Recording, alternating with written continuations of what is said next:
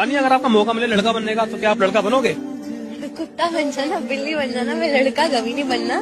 क्योंकि मैं ऐसे नहीं बोल रही, लड़का होना ना श्राप है आज के टाइम पे, और इसके पीछे बहुत सारे रीजंस है। अगर कोई लड़का अपनी गर्लफ्रेंड से ज्यादा प्यार करता होगा ना तो वो जोरू का गुलाम बन जाएगा। वही प्यार अगर वो अपनी मम्मी से करे तो ये तो मम्माज बॉय है, बाहर रहे तो आवारा, घर पे रहे तो नाकारा, बीवी से जॉब कराए तो ये तो औरत की कमाई खाता है, ना कराए कितना शक्की आदमी है, बीवी को काम नहीं करने दे रहा।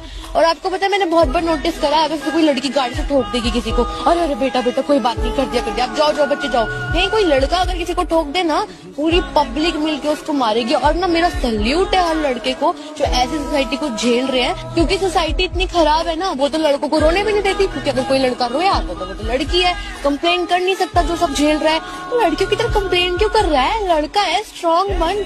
तो मैं ना लड़की बहुत खुश हूँ, क्योंकि अगर मैं लड़का होती ना मैं नहीं झेल पाती, सच में नहीं झेल पाती।